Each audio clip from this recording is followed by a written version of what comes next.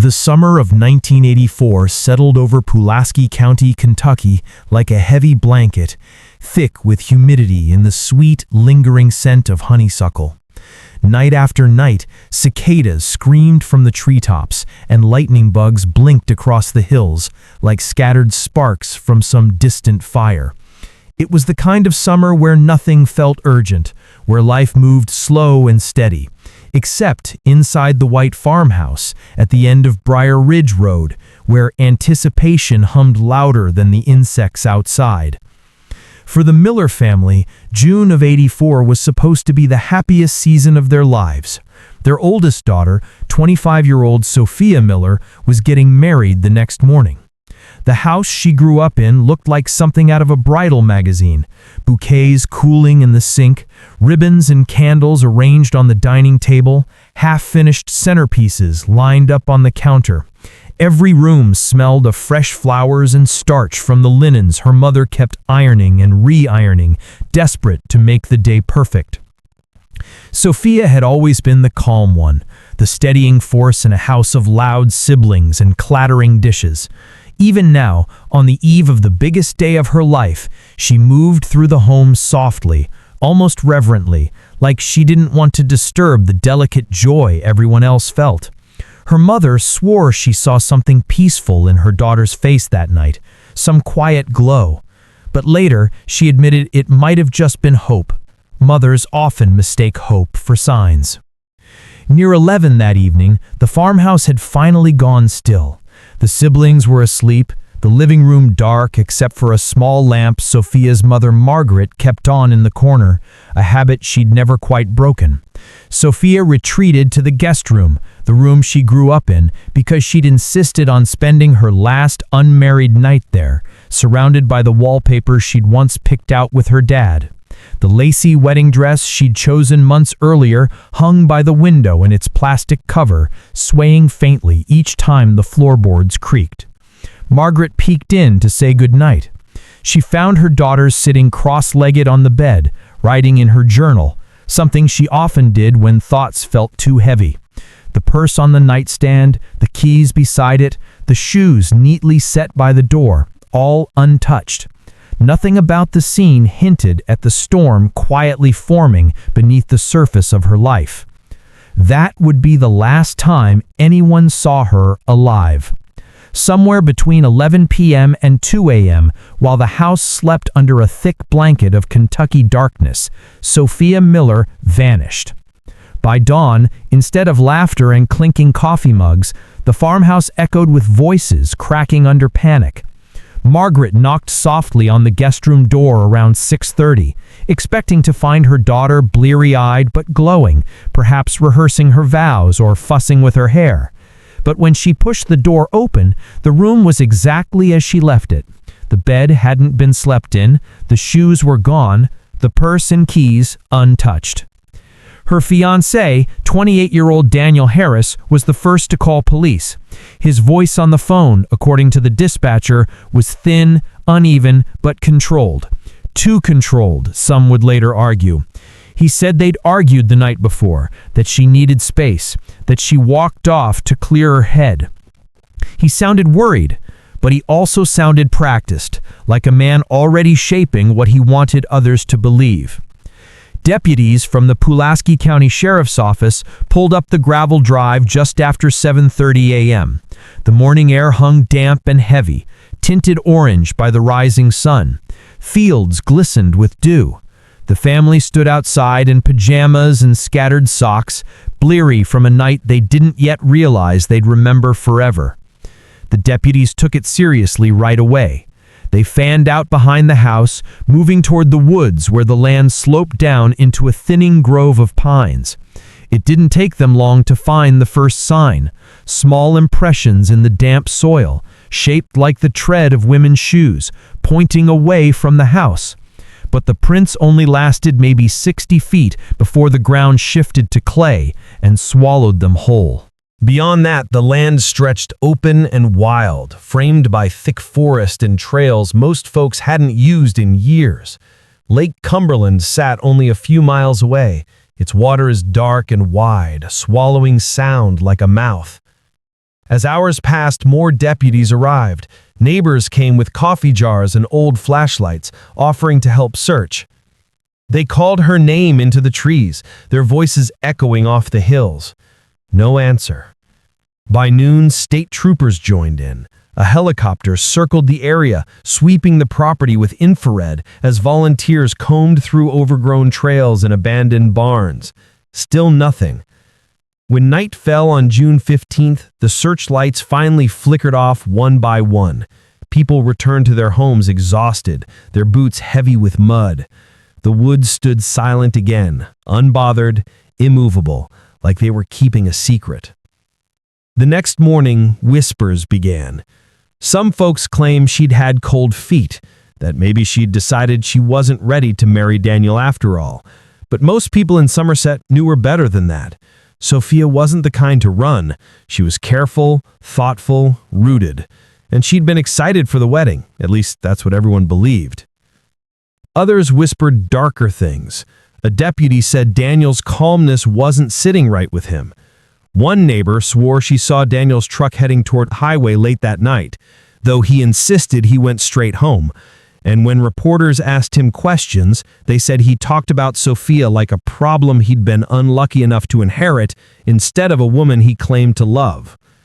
Still, the official narrative leaned toward the simplest explanation, an adult woman choosing to disappear. A runaway bride, a heartbreak story for local gossip. But for her family, that theory was an insult. Margaret appeared on the local news holding a photo of her daughter in her wedding gown from a recent fitting. Her voice cracked, but her words were sharp. She was happy, she said. She wouldn't leave without saying goodbye, not on her wedding day. Search teams expanded into neighboring counties. More than 100 volunteers walked creek beds and drainage ditches. Dogs picked up her scent, only for it to vanish abruptly at the edge of a wooded decline. Divers searched Lake Cumberland after a fisherman reported tire marks near the boat ramp, but the lead dissolved into nothing. Every rumor that surfaced unraveled into another dead end. By late June, the county's energy began to slip. Posters faded under summer storms. The town's white church held a service that weekend. Instead of wedding decorations, the aisle filled with search volunteers bowing their heads. Sophia's bouquet, meant to be carried down that aisle, sat untouched at the front pew. Her father stared at the spot where she should have stood. By fall, the active search was closed. The case quietly shifted from urgent to unsolvable. And without knowing it, everyone who loved her began the longest wait of their lives. Detectives would later admit that something about the case felt wrong from the start, like a quiet chord vibrating under the surface, something subtle, faint, but impossible to ignore. Those faint shoe prints behind the farmhouse never sat right with them. They ended too abruptly, too cleanly, too conveniently. And in the weeks that followed, investigators began peeling back the polished surface of what many believed was a perfect small-town romance. What they found underneath was something very different, something tense, fragile, and quietly dangerous. To most of Somerset, Sophia Miller and Daniel Harris seemed like the kind of couple you'd see in the engagement section of the local paper. The hard-working builder and the sweet, soft-spoken woman raised in a tight-knit family.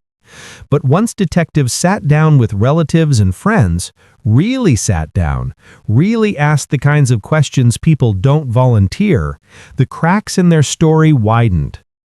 Sophia's maid of honor, Carolyn Whitaker, was the first person to speak honestly. She told investigators that something had shifted in the months leading up to the wedding. Sophia had stopped coming to their Thursday night dinners, a ritual they'd kept since high school. She avoided phone calls. She changed the subject anytime Daniel's name came up. Carolyn said that when they finally met for lunch 2 weeks before the wedding, Sophia looked different, distracted, nervous, like she was trying to keep one hand on the wheel while the car was already spinning. And then she shared something that made the deputies pause. Sophia had said she wasn't sure she wanted to marry Daniel. Not because she didn't love him, Carolyn stressed that, but because something about him had changed. He'd started showing up at her workplace unannounced, going through her purse, checking her mileage, questioning her about calls she never made. He wouldn't admit any of it, but it was subtle, creeping. The kind of control that doesn't look like control until you step back and see the whole picture. It was possessiveness disguised as love, Carolyn said. She didn't want to believe it, but she knew something felt wrong. When detectives interviewed Daniel again, he denied all of it. He leaned back in his chair, spoke softly, shrugged. He said Sophia had been emotional because of the wedding, that she sometimes exaggerated things, that the argument the night before she vanished was nothing more than a disagreement about table arrangements. But his tone wasn't grief. It wasn't heartbreak.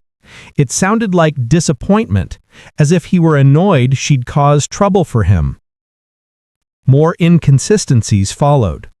Sophia's parents told investigators she chose to stay at the farmhouse the week before the wedding. They said it surprised them because Daniel had expected her to stay at the home they were fixing up in town.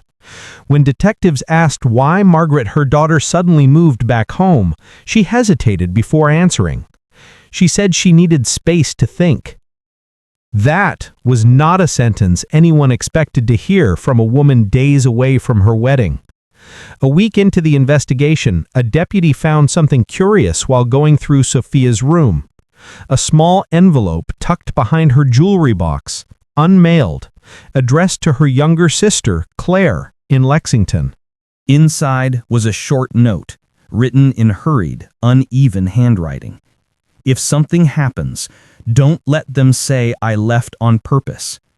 No signature, no explanation, just fear written between shaking lines. That note shifted the entire case. Detectives re-questioned Daniel, this time pushing harder. They asked where he was between 10 p.m. and 2 a.m., the night she disappeared. His timeline wavered. He couldn't recall what time he got home. His alibi had no witnesses.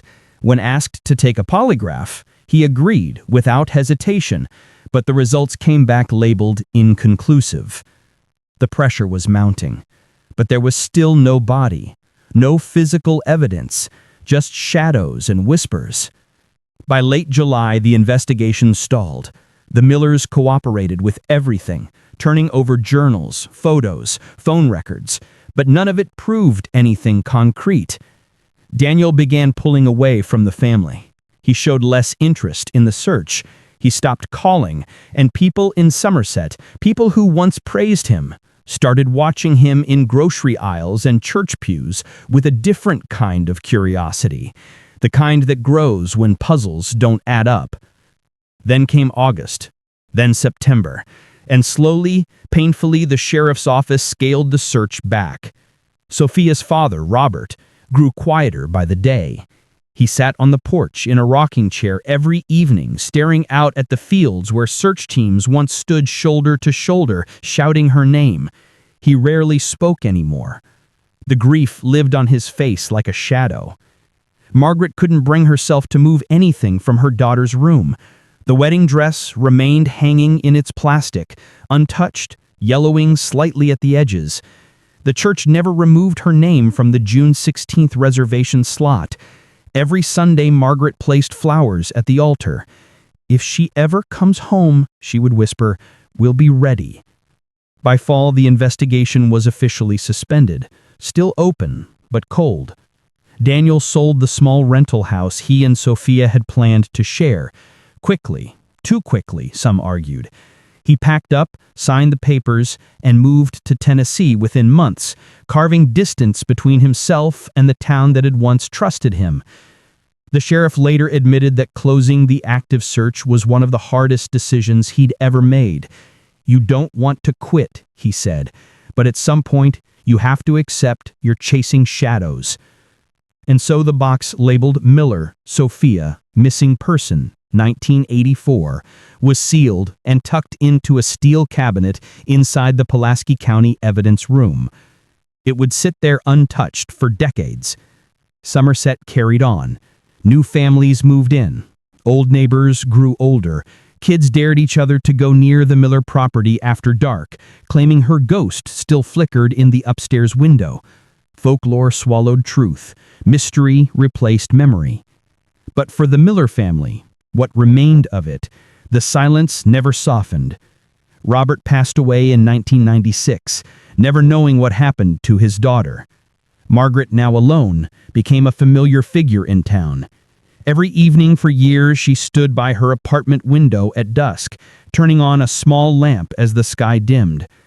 Neighbors said she left that light burning every night until she died, convinced her daughter might someday need it to find her way home. The Miller story faded from headlines. The posters crumbled. The local paper stopped mentioning the case altogether. But Kentucky has a way of holding on to its secrets, even when everyone else forgets. And somewhere beneath the soil of that old farmhouse, beneath storms and seasons and the weight of 35 years, the truth waited, undisturbed, unmoved, and far from gone. As the years rolled into the early 1990s, the file marked Miller, Sophia, 1984, became little more than a whisper in the Pulaski County Sheriff's Office. Deputies came and went. New cases filled desks. Old mysteries drifted to the back of the cabinet like relics no one wanted to disturb. The thin manila folder, edges soft, ink fading, waited quietly between burglary reports and outdated missing person notices. Time does that.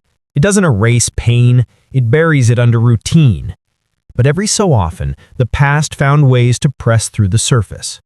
In 1991, a waitress in Lexington told a state trooper she'd seen a woman late one night who looked almost exactly like Sophia. Same height, same gentle voice, same dark hair tucked behind her ears. She ordered a black coffee, paid in cash, left no tip, and exited before anyone caught her name. When investigators drove the photo over, the waitress hesitated just long enough to make hearts race. It could have been her, she'd said. But the diner's security camera was too grainy. The image was blurred, a streak of light where a face should have been. And when police followed the trail, it dissolved into nothing by the next morning. A false hope added to a pile of false hopes. 2 years later, in Georgia, a drifter was picked up on a trespassing charge. She gave the name Sophia Miller. The officer ran the name through NCIC, sparking a hit on the missing person report.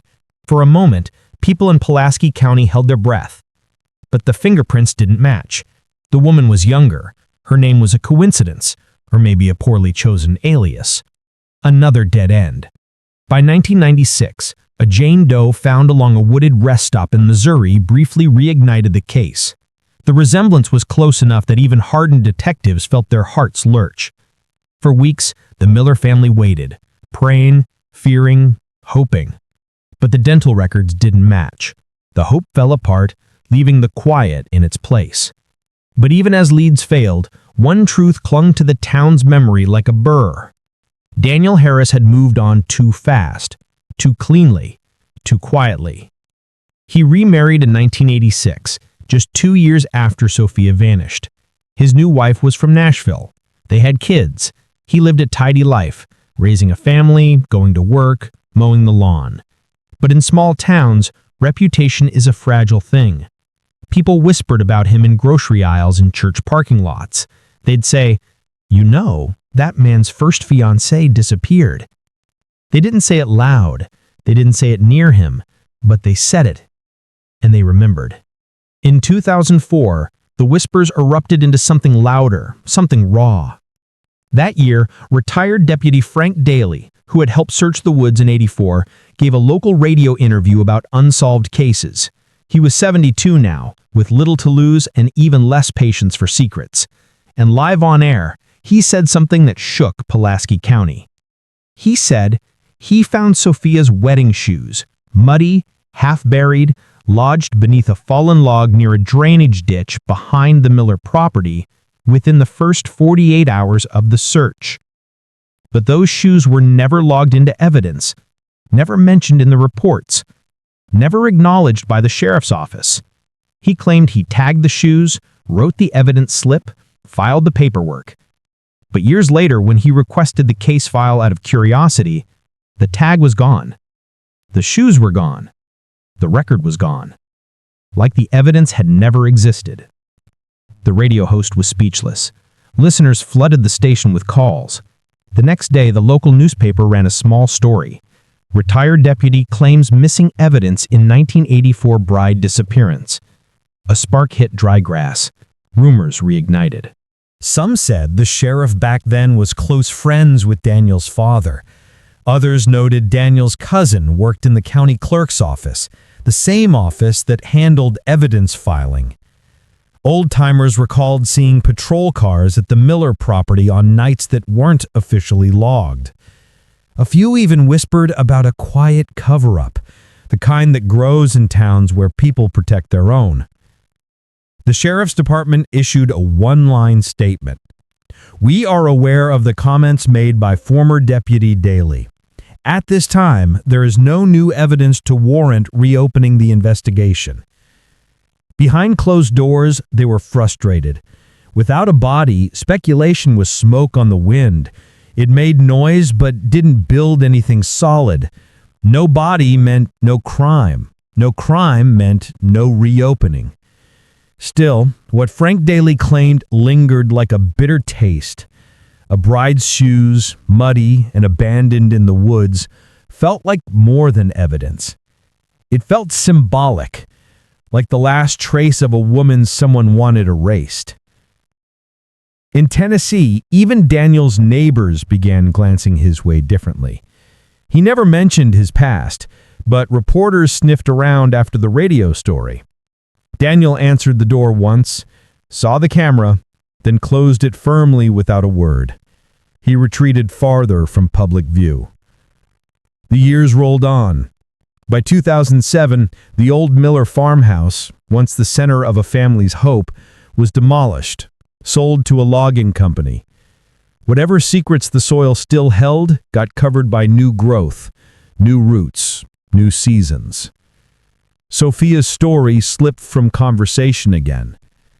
By 2010, high school kids treated her case like a ghost tale. They dare each other to drive out near the old property line at night, shining headlights into the woods. Some claimed they heard faint crying near the creek bed or saw a flicker of white deep in the trees. Most laughed. Some believed. In small towns, superstition fills the empty spaces truth leaves behind. And the truth of Sophia Miller's disappearance sat undisturbed, buried beneath 35 years of silence. The remaining members of the Miller family were gone. Margaret died in 2002, a lamp still burning in her window as if she believed the light might pull her daughter home. The people who once loved Sophia had all passed, but the land where she vanished remained unchanged, patient, holding its secret tightly. Until the winter of 2019, when nature did what investigators never could. A storm tore through Pulaski County, flooding roads, peeling back soil, dragging long-forgotten earth into the open. And in the chaos, the ground finally let go. 35 years after Sophia disappeared, the truth rose up through mud and rain and broken roots, refusing to stay buried any longer. The storm was the catalyst. But what it uncovered would change everything. In February of 2019, Pulaski County was drowning under one of the worst storms the region had seen in decades. Sheets of rain hammered the fields and back roads for nearly 2 days straight. Creeks overflowed like ruptured veins, carrying branches, debris, and pieces of forgotten seasons into ditches that had been dry for years. Hillsides cracked and slumped under the weight of waterlogged clay. For most folks, it was just a nasty storm, one that ruined barns, flooded basements, and forced schools to close. But near the old Miller property, on a stretch of overgrown service road that hadn't seen a maintenance truck in ages, the storm did something else. It loosened the earth. 3 days after the rain eased, county road crews were dispatched to check for damage. One crew arrived at the sloping embankment that bordered what used to be the Miller family's land, now a patch of woods left to grow wild. The workers began shoveling away clumps of mud and dragging fallen limbs off the collapsed section of the bank. That's when one of them noticed something pale tangled in the dirt.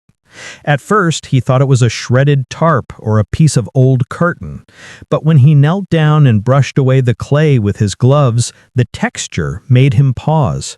It wasn't tarp, it was lace. Off-white, delicate, aged into a brittle, yellowed softness that didn't belong in the mud. He called another worker over. Together, they cleared more earth, pulling away smaller roots until something solid shifted beneath the lace, something curved, smooth, unmistakably organic. Bone. Within minutes, they stopped working and backed away. A supervisor called the sheriff's office. Deputies arrived quickly, their boots sinking into the wet soil as they took in the sight. Lace tangled in roots, bone glinting faintly under the weak morning sun. One deputy said later the scene felt disturbingly quiet, as if the woods were holding their breath.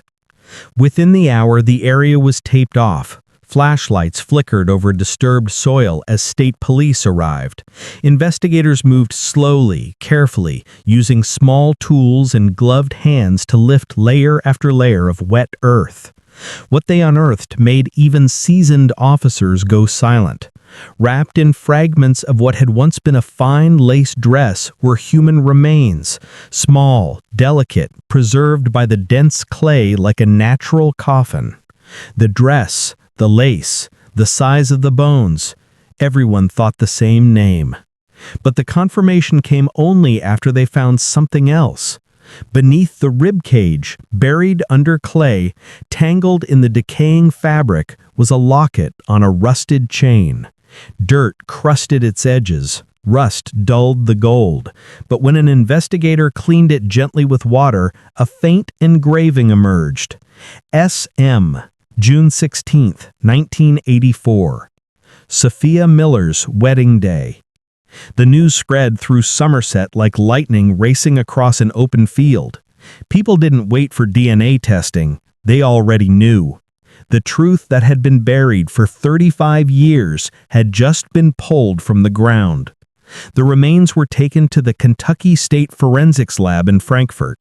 Technicians cataloged every fragment, the lace, the soil, the locket.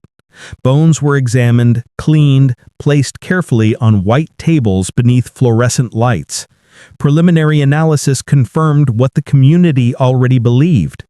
Female, mid-20s, died around 1984, found wearing lace consistent with a wedding dress. There was no doubt in the minds of investigators, not about identity, not about intent. This was no accident. This was no runaway bride. This was a burial. The grave had been shallow, hurried, less than 200 yards from the Miller backyard. The clay around it suggested she'd been buried in soft, rain-soaked soil the night she vanished. Erosion had slowly thinned the covering until the storm peeled it open for good. One retired neighbor who'd come to watch the coroner's van pass by whispered, "We walked right past her all those years ago." When the DNA results came back 48 hours later, they didn't surprise anyone. They confirmed the remains were a 99.98% match to Margaret and Robert Miller. Sophia was home. News vans rolled into Somerset for the first time in decades. Old archived footage aired again.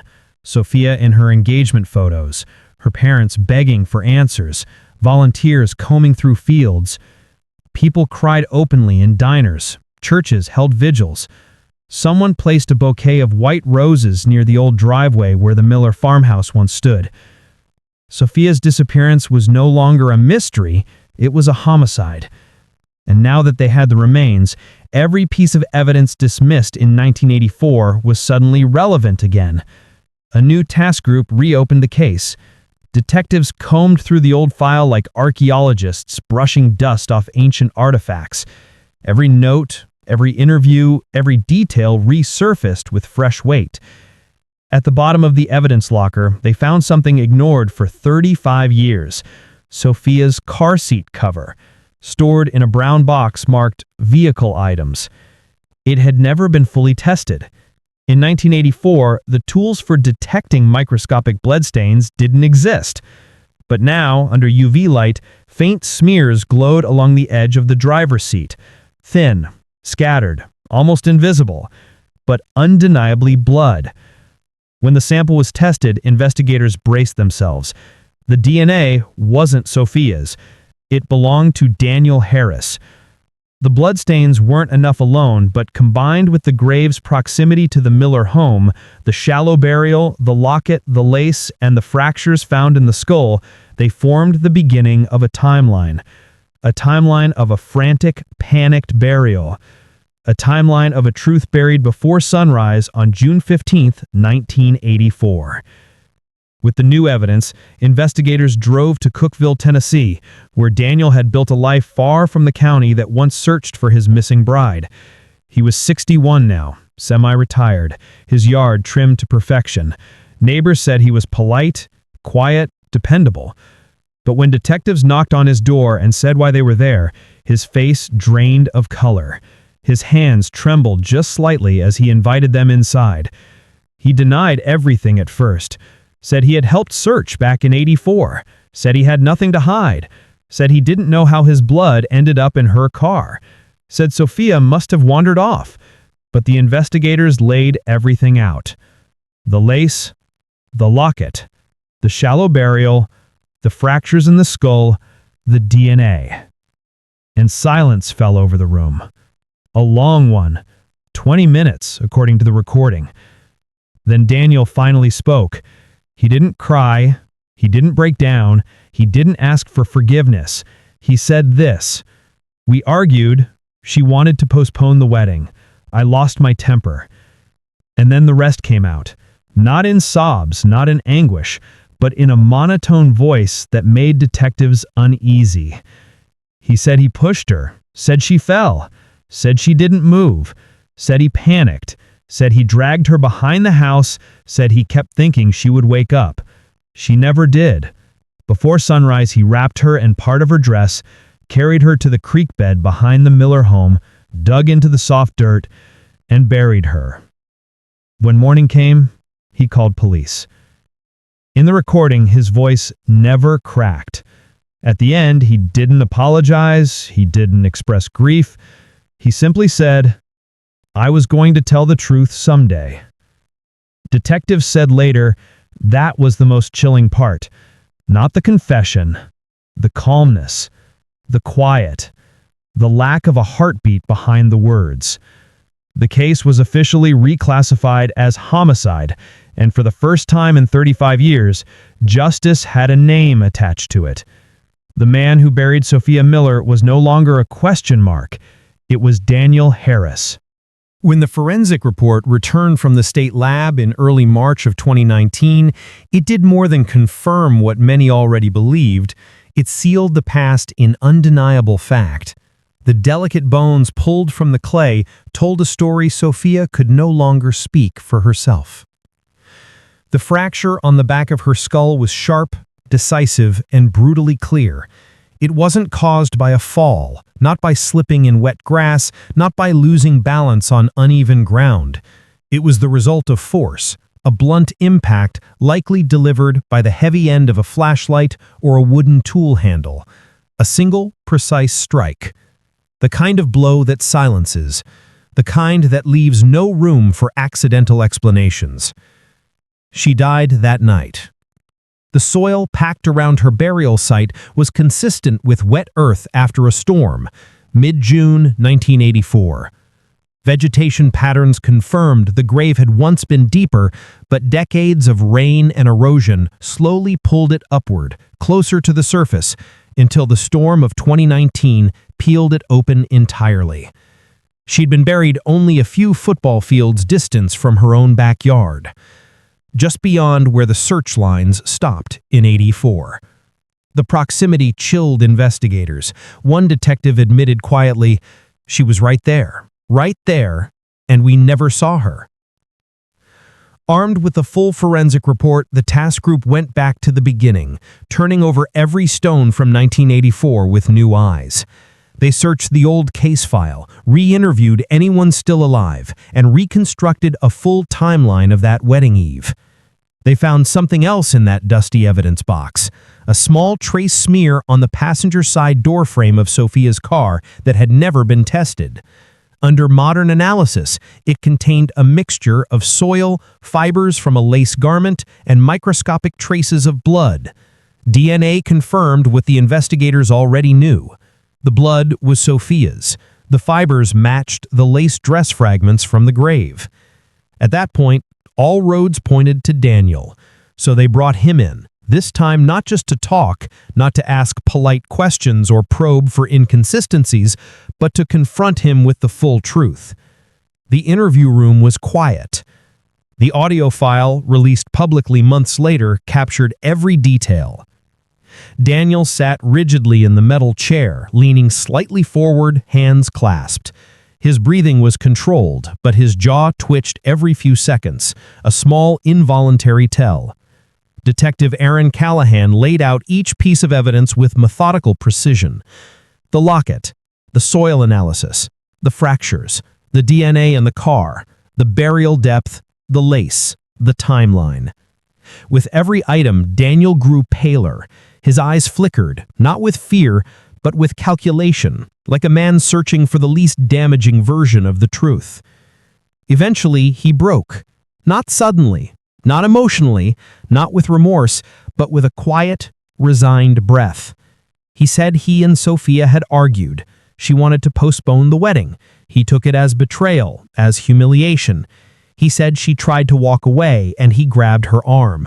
She screamed at him. He pushed her, harder than he meant to. He said she fell. But the fracture pattern contradicted his story. The force was too concentrated, too precise, too controlled. The blow came from above and behind, nothing like a fall on soft ground. When detectives confronted him with that inconsistency, he froze. He didn't correct himself. He didn't adjust the lie. He simply stared at the table, silent. The recording captured the exact moment when the story shifted from accident to intent. The pause stretched for nearly 20 seconds, heavy, suffocating seconds. Finally, in a hollow voice, Daniel said only, "It happened fast." He claimed panic drove him to bury her, claimed he thought no one would believe him, claimed he never meant for things to go that far. But he never said he was sorry. Not once. When the interview ended, detectives exchanged a look that needed no explanation. It was over. They had their man.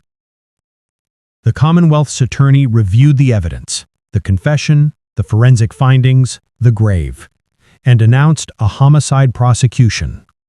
The news shook Somerset. People gathered in small clusters at grocery stores, diners, and church parking lots, places where gossip shifts into collective reckoning.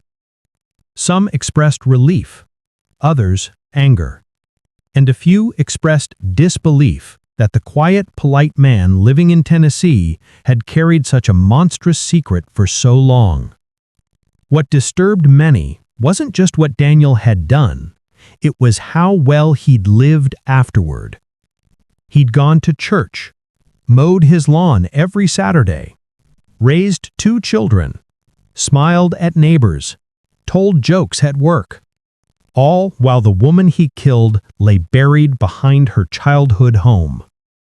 For the remaining Miller relatives, few as they were, the news offered bittersweet closure.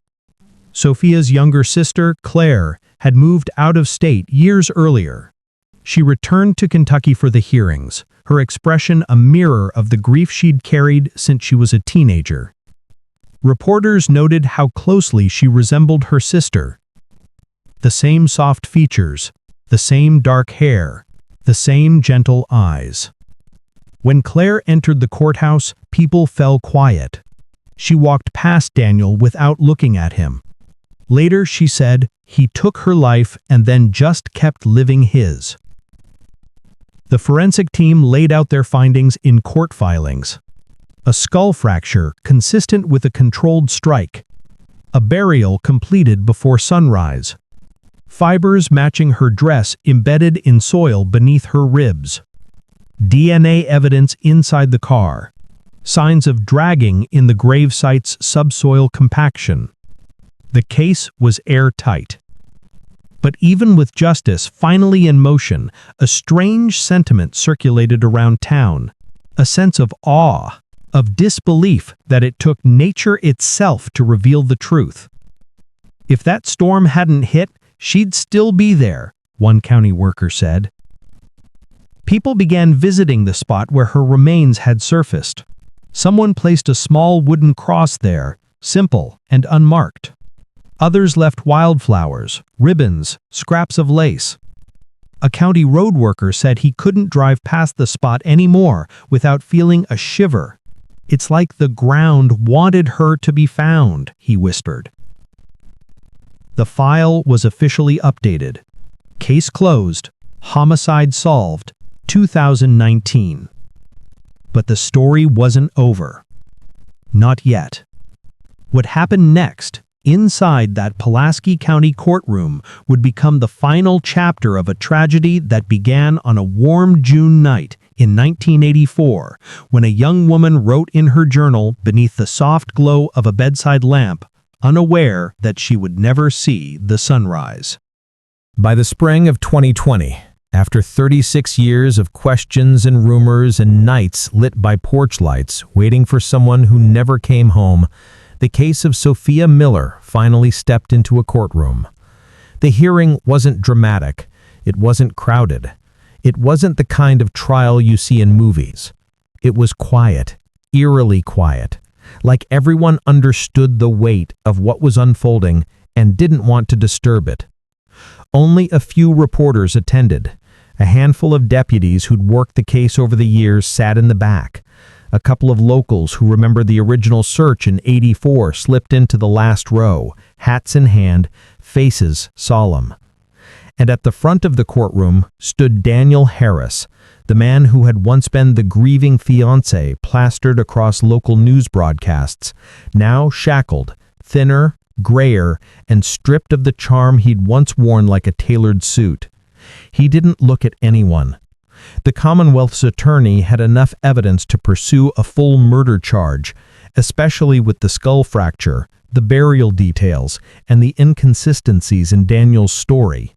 But because so much time had passed, and because his confession painted the act as impulsive rather than premeditated, the prosecution offered a plea deal: second-degree manslaughter. The judge read the charge aloud. Daniel didn't blink, didn't swallow, didn't even raise his eyes. His attorney spoke on his behalf, repeating the same hollow phrase he'd practiced. "My client accepts responsibility and wishes the family to have closure." But closure is a complicated word. For some, it means justice. For others, it means an ending. For families like the Millers, it means learning how to breathe again inside a world that stopped making sense long ago. When the court invited impact statements, Claire Miller stood. She was the only living member of her family now. Her parents were gone. Her aunts and uncles had aged past the days when they once held out hope. She stood alone, but she carried the weight of generations behind her. And she held something small in her hand. The locket. The same locket that had been buried with Sophia for 35 years. Cleaned carefully, restored. The engraving still faint, but legible. When Claire stepped to the podium, the room fell so silent that even the hum of the fluorescent lights felt intrusive. Reporters later said her voice was soft, but it carried like a blade. She didn't scream, she didn't cry, she didn't crumble. Instead, she spoke about the things time tries to erase but can never fully can. She spoke about her sister's laugh, the way it filled a room even when she tried to hide it behind her hand.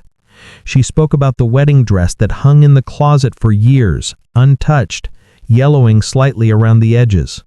She spoke about the chair their mother refused to move at the dinner table, the plate she set every holiday, as if waiting for a daughter who might walk through the door. She spoke about the lamp Margaret left on for more than 15 years, every night, because Sophia might be trying to find her way home. Then Claire paused, holding the locket so tightly the chain dug into her palm. And with steady breath, she said, "The storm that took our power also gave us the truth." People in the courtroom shivered, not because her voice wavered, it didn't, but because the line echoed like something bigger than grief, something elemental, something that explained why, after 35 years of silence, the earth finally yielded what it had been holding. When Daniel was escorted out after his sentencing, 25 years in state prison, he didn't turn back. Not toward Claire, not toward the reporters, not toward the blown-up photo of Sophia sitting on the prosecution's table. One deputy later said it looked like Daniel had spent 35 years rehearsing for that moment, and when it finally came, he simply stepped into it like a man accepting the role he'd always known he'd have to play. Outside, a light rain began to fall, thin at first, then steadier. People leaving the courthouse pulled jackets over their heads, but many paused just for a moment, beneath the gray sky, as if nature itself were reminding them of the storm that had started all this. A storm that flooded roads, tore open old embankments, shifted roots, lifted lace out of clay, and revealed bones once thought lost. Pulaski County didn't celebrate. No one cheered. Justice, when it arrives this late, feels less like triumph and more like a long exhale after decades of holding breath. The Miller farmhouse was gone now, demolished in the late 2000s when the land was sold to a logging company. In its place remained a clearing of grass bordered by scraggly wildflowers and a broken stretch of fence. Someone, no one ever claimed it, placed a simple white cross at the edge of the old driveway after Sophia's remains were found. No name carved into it, no date, except one. June 16th, 1984, the day she was supposed to get married. People in Somerset still stop there sometimes. They don't linger long, just enough to acknowledge the space where a life unraveled. Someone leaves flowers now and then. Someone else ties ribbons that flap softly in the wind. A few drop notes tucked into the dirt. Most visitors don't say anything out loud. You don't have to speak to feel the weight of it. One county worker swore he once saw a small figurine of a bride placed carefully at the base of the cross. The dress faded, the veil cracked from sun exposure. It disappeared a week later, and no one ever mentioned it again. Sophia's story didn't fade after Daniel's sentencing. It grew into something else, something quieter, but deeper. A local legend not built on superstition, but on the stubborn persistence of truth. Newspapers from Louisville and Lexington printed retrospectives. News segments revisited the case. Retired deputies who once searched the woods revisited old memories they'd tried to bury. One of them admitted that after every heavy storm for years, he'd secretly wondered if that would be the one to uncover her. "You can't explain it," he said softly. "Sometimes the ground decides when it's ready to talk." Today, in the courthouse archives, there's a small framed copy of Sophia's original missing person flyer. Her photo, soft smile, shy posture, has faded from fingerprints and age. Next to it is a handwritten note from the sheriff. Case resolved, 2019. Never forgotten. In Somerset, they still talk about the February storm, the wind, the rain, the flooded creek beds, the damage it caused, and the secret it finally forced back into the light. It was more than weather, more than wind, more than rain. It was the moment truth stopped waiting. The case wasn't simply closed, it was answered. And yet the story had one last quiet ending left, one final note in a tragedy that spanned nearly 40 decades. A moment that tied every thread together in a way no one expected. A moment that brought the entire journey full circle. The final chapter of the case didn't unfold in a courtroom or police station. It unfolded quietly, on a warm morning in late summer, a few months after Daniel Harris was sentenced. By then, the reporters had moved on. The headlines faded. The last of the news vans rolled out of Somerset. Life, in its familiar, unhurried way, settled back over Pulaski County like a soft blanket. But even in its calm, the town felt different. Lighter in some ways, heavier in others. Justice had come, yes, but it came so late that it almost felt like a memory of justice, a reminder rather than a relief. People spoke Sophia's name with tenderness, with reverence, with the kind of fragile care reserved for stories that still sting after decades. And then, something happened that tied all those threads. The fear, the mystery, the grief, the storm, the long wait, into one quiet, intimate moment. It was a simple request from Claire Miller. She wanted to bring her sister home. The Commonwealth's attorney had already arranged for the release of Sophia's remains following the sentencing. After all the testing, the exams, the photographs for records, the bones were finally returned to the victim's family. What was left of it? Claire drove back to Pulaski County alone. She didn't want an escort. She didn't want a crowd. She didn't want reporters. She wanted it to be the way her sister would have wanted. Quiet, simple, surrounded by the land they grew up on. The funeral home placed the small, sealed urn in a plain white box. When Claire lifted it, she said the weight surprised her. It was lighter than she imagined, but somehow heavier too. Like it carried not just what Sophia became, but everything she should have had. Claire drove with the box beside her, in the passenger seat, the seatbelt looped around it. She kept glancing over, whispering small things, memories, apologies, stories she hadn't spoken in years. At one point, she even laughed through tears, telling Sophia how bad the roads still were and how their dad never could fix the potholes in front of the farmhouse. Sophia's remains were laid to rest at Cedar Ridge Cemetery, a quiet patch of land on the outskirts of town. Tall trees lined the perimeter, their branches casting soft shadows over the rows of headstones.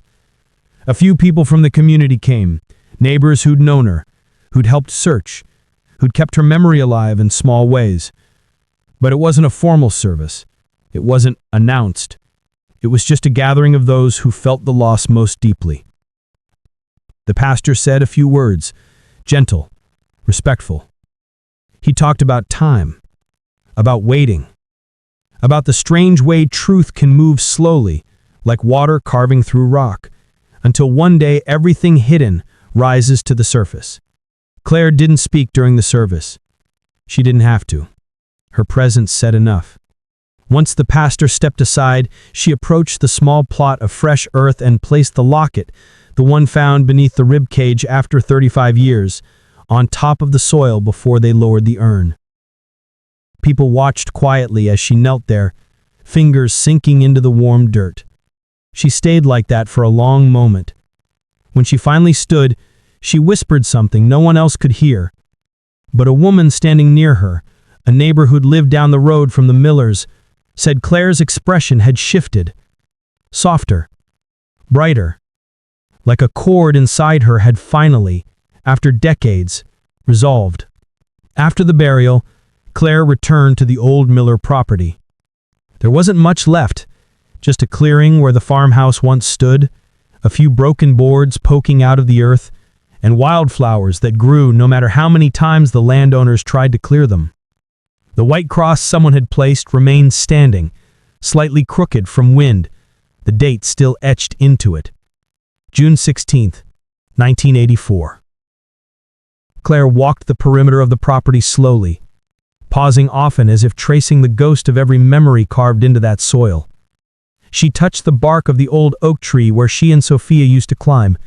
She stood in the spot where the kitchen once was, remembering their mother humming over a stovetop. She walked towards the back of the property, following an invisible path she'd taken 1,000 times as a child. Eventually, she reached the edge of the woods, the place where the search teams had stopped, the place where Sophia had been buried just beyond the line of sight. Claire closed her eyes. The air was warm, quiet, unmoving. For a moment, she said she could almost feel the presence of the family that no longer stood beside her. Her mother, her father, and her sister. Finally home. Some neighbors passing by later said they saw Claire standing there near dusk, a soft glow from the amber sky settling around her like a halo. One said he could swear he saw the faint flicker of fireflies dancing around her, the way they used to in the summer of '84. Whether that was real or memory stretched by emotion hardly mattered. What mattered was that for the first time in 36 years, the Miller family story no longer hung unfinished in the air. It had shape, it had truth, it had an ending. In the weeks that followed, people continued leaving flowers at the cross. Ribbons appeared, tied gently to the fence posts. Someone left a piece of lace. Someone else left a small slip of paper that said simply, "Rest now." Claire returned to North Carolina, but visited often.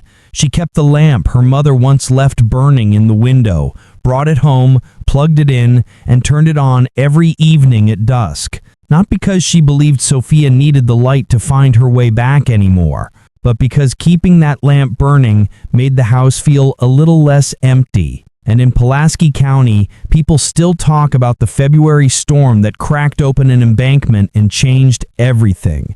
They talk about how the water tore away decades of dirt and revealed the lace that had once wrapped around a young woman with her whole life ahead of her. They talk about how the storm wasn't just destruction, but revelation. A storm that forced the ground to speak after 35 years of silence. Sometimes the truth doesn't come on our timetable. Sometimes it doesn't come cleanly, or gently, or in time to heal every wound it left behind. But it comes. It always comes.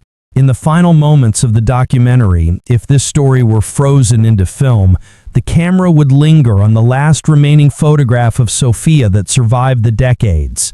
The one from her dress fitting, her smile shy, her eyes hopeful, blissfully unaware of the storm waiting on the horizon of her life. Her story is not one of ghosts or curses or fate. It's the story of truth buried and truth rising, carried through decades by memory, by persistence, by the pull of justice, and by the unstoppable force of a storm. And in Pulaski County, on nights when the rain comes steady and hard, some people swear they can hear it tapping against the creek bed, the same ground that held Sophia's secret for 35 years. For some, it's just weather. For others, it sounds like truth finally settling into the earth. It sounds like justice. It sounds like home.